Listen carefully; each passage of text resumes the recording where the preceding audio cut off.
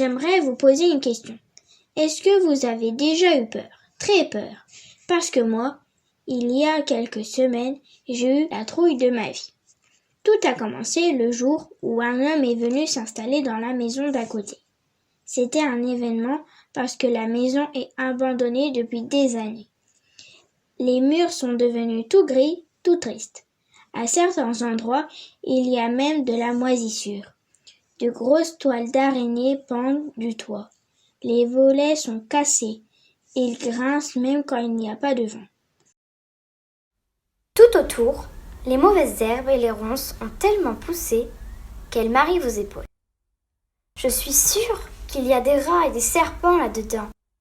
Bref, un homme est venu habiter dans cette maison. Il était habillé tout en noir. Il avait des cheveux longs et gris, comme les murs de la maison. Son visage était tout pâle, et il avait des yeux noirs et brillants. Et puis, il m'a paru très grand. Papa a beau dire qu'il n'est pas si grand que ça, moi, je suis sûre qu'il mesure 2 mètres. Pendant des semaines, je l'ai observé discrètement, le voisin. Il ne parlait à personne dans le quartier. Parfois, il restait enfermé toute la journée sans ouvrir les volets.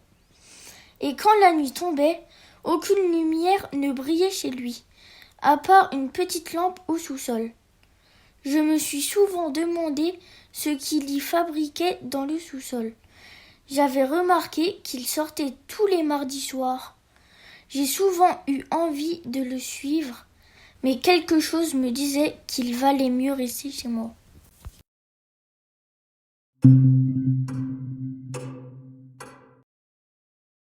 Un soir, j'ai été témoin d'une chose abominable. C'était un soir du mois dernier. Maman m'a demandé d'aller chercher Mozart dans le jardin. Mozart, c'est mon chat. J'étais en train d'agiter des feuilles par terre pour attirer Mozart, quand tout à coup, j'ai aperçu le voisin qui rentrait chez lui.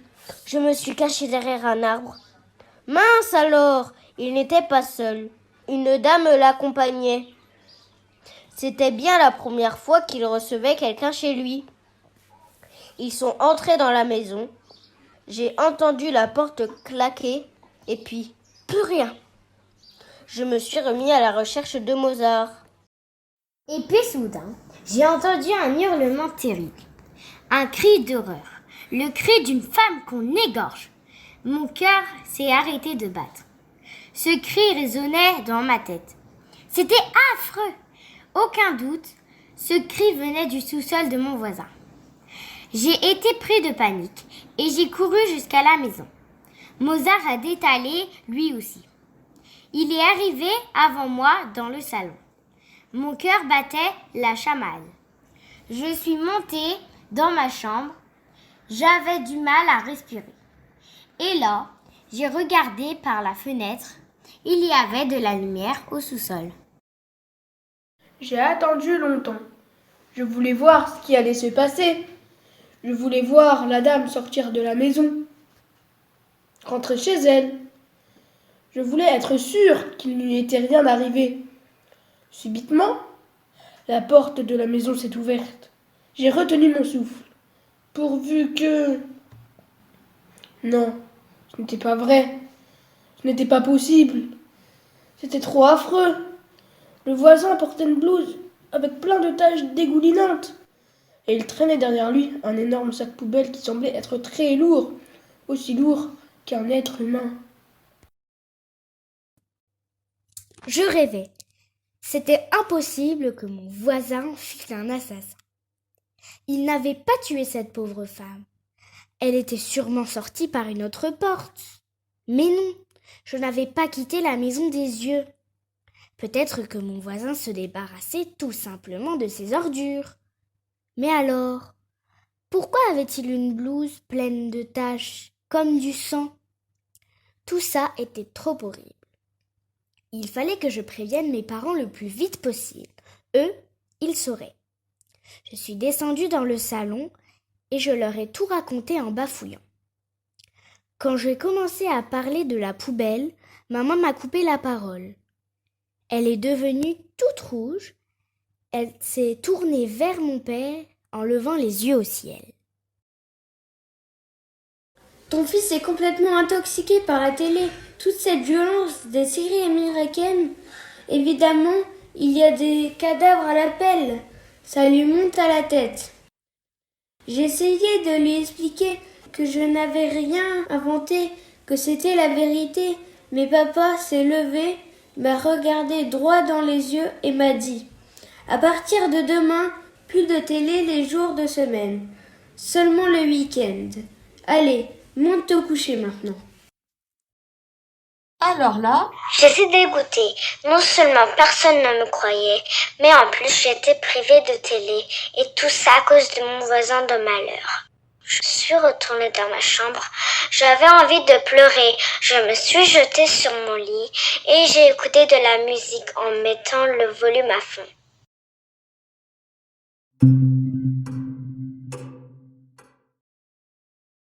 Le lendemain, je n'avais qu'une envie, voir mon copain Totor.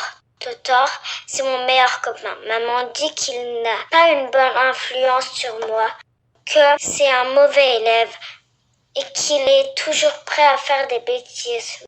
Oui, c'est vrai, mais c'est justement pour ça que c'est mon meilleur copain. Il a toujours des super idées. À la récré, j'ai pris Totor entre quatre yeux et je lui ai raconté toute l'histoire. La dame, le cri, la blouse, le sac poubelle. Tout. Totor, il n'en revenait pas. Pour lui, ça faisait pas un pli. Mon voisin était un fou dangereux, évadé de prison, qui découpait les gens en morceaux. Je lui ai dit « Totor, tu ne crois pas que tu y vas un peu fort ?» Après tout, ce sont peut-être des coïncidences. Il m'a répondu « Des coïncidences? Mais tu rêves! Écoute-moi, cette femme savait tout sur son voisin. Elle voulait le dénoncer à la police, alors lui, il l'a attiré chez lui, il l'a tué, l'a découpé en morceaux et l'a jeté aux ordures. Le crime parfait, ce type est un monstre. » Alors là, ça m'a fait frémir. Les explications de Totor collaient parfaitement à ce que j'avais vu. Maintenant, c'était sûr. Mon voisin était un assassin, un malade assoiffé de sang. Il fallait faire quelque chose. Je proposais. Et si on prévenait la police? Totor me regarda, l'air ébahi. La police? Mais t'es dingue, tu veux être la prochaine victime de ton voisin ou quoi? Gloups! J'avalais ma salive de travers. L'idée de finir en morceaux dans un sac poubelle ne me réjouissait pas vraiment. J'en avais même des sueurs froides le long du dos. Totor ajouta. J'ai une meilleure idée. Tu veux être sûr que ton voisin est un meurtrier? Tu veux des preuves? Alors il n'y a qu'une seule solution. Je n'osais penser à la fin de sa phrase. Puis elle tomba comme un coup près. Aller chez lui, inspecter son sous-sol de plus près, aïe, ce que je redoutais le plus. Et impossible de me défiler. Alors voilà, Totor et moi, on avait décidé d'entrer en cachette dans la maison qui me faisait le plus peur au monde.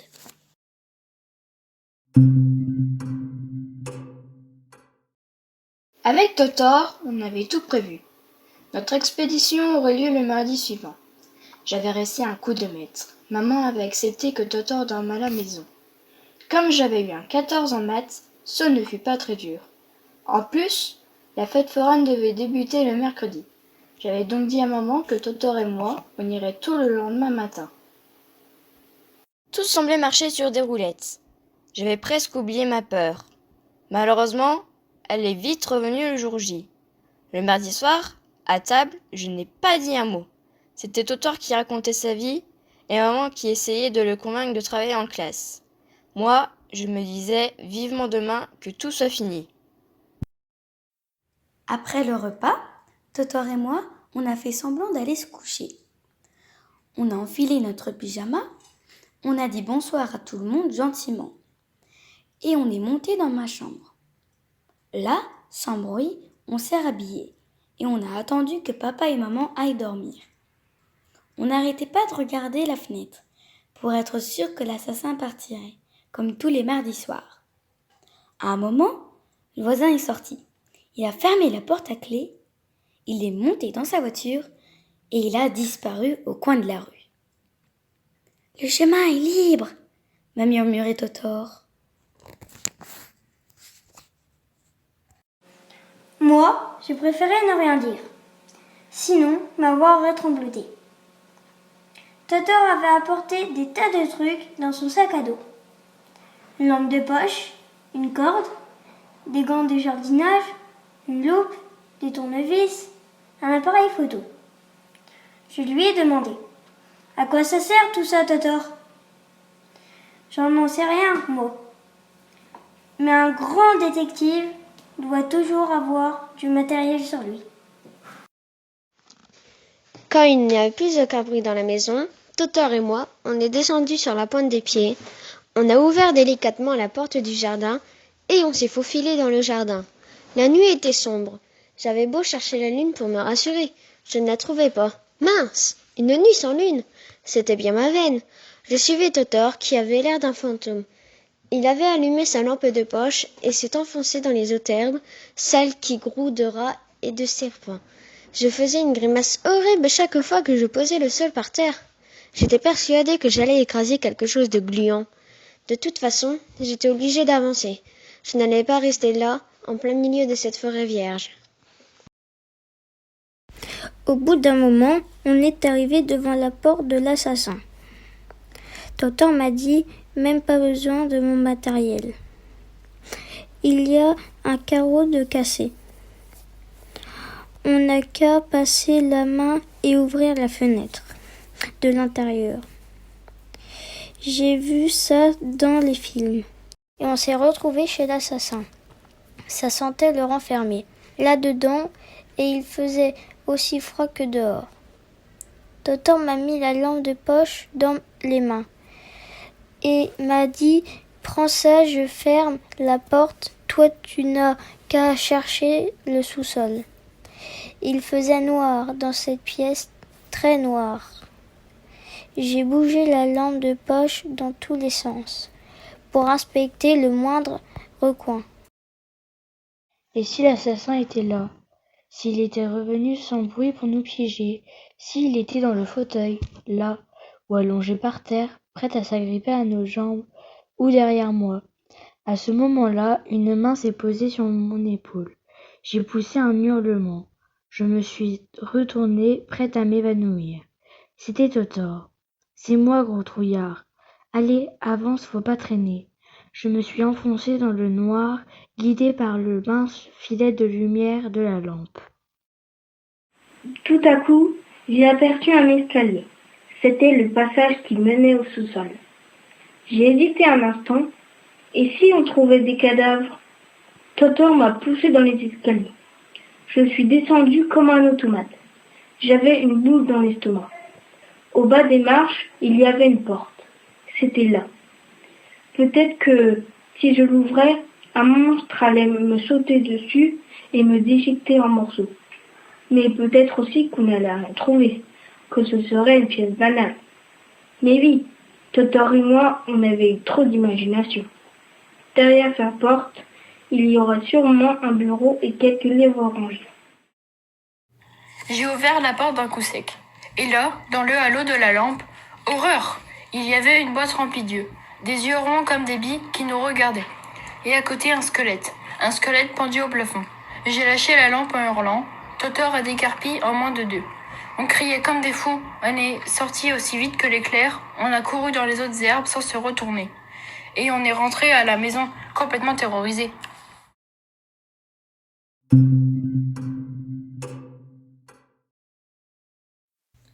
Le lendemain, c'était mercredi, le jour de la fête foraine. Totor et moi, on n'avait pas fermé l'œil de la nuit. On avait grelotté sous notre couette sans se dire un mot. Maman est venue dans notre chambre de bonne heure. Elle croyait qu'on serait fou de joie à l'idée de retrouver les autotamponneuses et les montagnes russes. Mais nous, on n'avait pas du tout envie d'y aller. On avait même un peu mal au cœur. À la fête foraine, on a erré comme des zombies. On passait devant les attractions, le regard dans le vague. Et puis tout à coup, j'ai aperçu un grand type avec un costume noir, Ça m'a fait comme un coup dans la poitrine. Je l'ai regardé de plus près. L'assassin! Il était là, à la fête foraine. Il était sûrement à la recherche d'une nouvelle victime. Quelle horreur! Il discutait avec la dame qui vendait les billets pour le train fantôme. C'était peut-être elle, la prochaine sur la liste. Totor m'a pris par le bras et m'a entraîné vers eux. J'ai crié. « Mais tu es fou, c'est trop dangereux !» Totor m'a répondu. « Écoute, l'assassin ne nous a jamais vus. Il ne nous connaît pas. Ne t'inquiète pas, nous ne risquons rien. » Nous avons fait la queue pour le train fantôme. Je n'osais pas regarder l'assassin. Mais quand est arrivé notre tour de prendre les billets, j'ai été bien obligée. Et alors là, j'ai cru que j'avais une hallucination. C'était une revenante qui me tendait mon billet. La dame découpée en morceaux, jetée dans un sac poubelle, était là, en chair et en os. Elle discutait avec l'assassin. Alors là, je n'y comprenais plus rien. Je n'ai pas eu le temps de ranger les idées qui s'entrechoquaient dans ma tête. Un type nous a installés, Totor et moi, dans un wagonnet. Et on a commencé le parcours du train fantôme. Il faisait tout noir, et il y avait de drôles de bruits, des craquements bizarres, des cris d'animaux. Tout à coup, une chauve-souris nous a frôlé les cheveux. Totor et moi, après tout ce qu'on avait vécu, on n'allait pas être impressionnés par un spectacle. Le wagonnet avançait de plus en plus vite. À un moment, Dracula nous a barré le passage. Il était drôlement bien fait. Il avait 2 dents de vampire et du sang qui dégoulinait sur son menton. Burk, Totor et moi, on était morts de rire. Et puis, la sorcière est apparue. C'est là que j'ai eu un choc. Elle poussait exactement le même cri que celui que j'avais entendu dans le jardin, le soir du crime. Je l'aurais reconnu entre 1000. Un peu plus loin, un squelette est tombé du plafond. Exactement le même squelette que dans le sous-sol de l'assassin. Totor et moi, on s'est regardés en même temps. On venait de tout comprendre. Quand on est sorti du train fantôme, mon voisin est venu vers moi. Il m'a dit « Je te connais, toi, t'es mon voisin, non ? Je te vois passer tous les jours. » J'ai bredouillé. Ça vous a plu mon train fantôme ? Allez, Madame Rose, donnez-leur 2 places gratuites. Alors là, Totor et moi, on n'en revenait pas.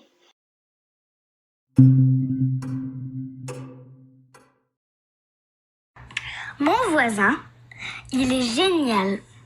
Depuis la fête foraine, je suis sans arrêt chez lui. D'ailleurs, je trouve que ça ne sent pas du tout le renfermer. D'accord, il n'ouvre pas souvent les volets, mais c'est parce qu'il travaille tout le temps. Son sous-sol, c'est une vraie caverne d'Ali Baba. Il y a des monstres fabuleux. Ils sont tellement bien faits qu'on dirait des vrais.